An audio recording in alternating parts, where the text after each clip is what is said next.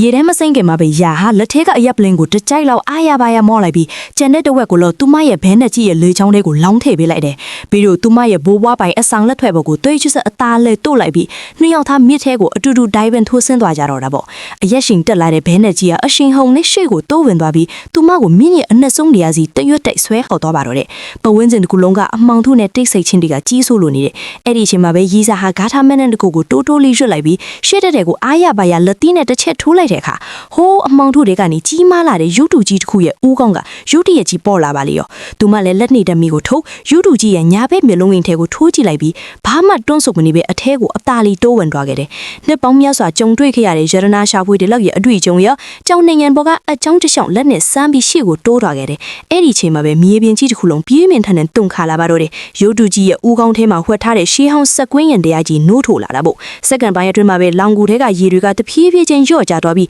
သူမရှေ့ကကြီးမားလာတဲ့တန်တကားကြီးကအတန်ခဲကြီးနဲ့ပွင့်သွားခဲ့တယ်။ရီစာကမီးကျစ်တလုံးကိုချစ်ပြီးကြောက်စလုံးတဲကိုလွှင့်ပစ်လိုက်တဲ့အခါဝူးကနေအတန်နဲ့အတူမီးတောက်တွေကရှေ့ကိုအရှိန်ဟုန်နဲ့ပြေးသွားပြီးမီးအောင်အောင်မှာခန်းနားလာတဲ့နန်းတော်ကြီးတစ်ခုရဲ့ပုံရိပ်ကိုထင်းထင်းရှားရှားကြီးမြင်လိုက်ရတယ်။လေကားတိတ်မှာတော့ရွှေစင်ရွှေသွားစစ်စစ်နဲ့ထုလုပ်ထားတဲ့ဦးကောင်းကိုလုံးပါတဲ့မြင်တကားရုပ်တုကြီးကခန့်ခန့်ထဲထဲရှိနေတာပေါ့။ဒါဟာနမိတ်တစ်ခုပဲ။ဒီနေရာဟာနန်းတွင်းသူနန်းတွင်းသားတွေရဲ့ရုပ်အလောင်းတွေကိုမြုံနှံထားတဲ့လျိုးခွက်ကူသိန်းချမ်းရဲ့အဝင့်ပေါက်ပဲလေ။သူမဟာအဖြူရောင်ကောင်းတလာကြီးတစ်ခုကိုအတေချာစစ်ဆေးကြည့်လိုက်တယ်။တောခလောင်တွေအဆက်တွေဆိုလားလုံးဝကိုမရှိဘူးဒီကောင်းတလာကြီးကဒီလောကပြင်ပကဖြစ်စည်းတစ်ခုလိုမျိုးကိုခန်းစားရစေတယ်အဲ့ဒီချိန်မှာပဲကောင်းတလာအဖုံးရဲ့အလဲတဲ့မှာတွေးခုံလုံးလိုမျိုးတုံခါမှုလေးကိုသူမခန်းစားလိုက်ရတယ်ရီစာဟာသူမရဲ့အဆောင်လက်ဖွဲ့ကိုအသားလေးထုတ်ပြီးဝိုင်းဆက်နေတဲ့အပေါက်လေးလေးကိုအန်ကြထည့်လိုက်တယ်အဲ့ဒီခဏမှာပဲသူမရဲ့ပုံဝင်းချင်းတစ်ခုလုံးရေခဲတွေရုတ်တရက်ဖုံးလွှမ်းသွားပါတော့တယ်ဒါပေမဲ့သူမကတွက်လက်လုံးလုံးရေခဲအေးခွေကြီးတဲ့အေးခဲမရောက်နိုင်ခင်နဲ့အချိန်မီလေးရှောင်ထွက်နိုင်ခဲ့တယ်ကောင်းတလာအဖုံးပွင့်သွားတဲ့အချိန်မှာတော့သူမကအထဲကိုအနီးကဝင်ကြည့်လိုက်တယ်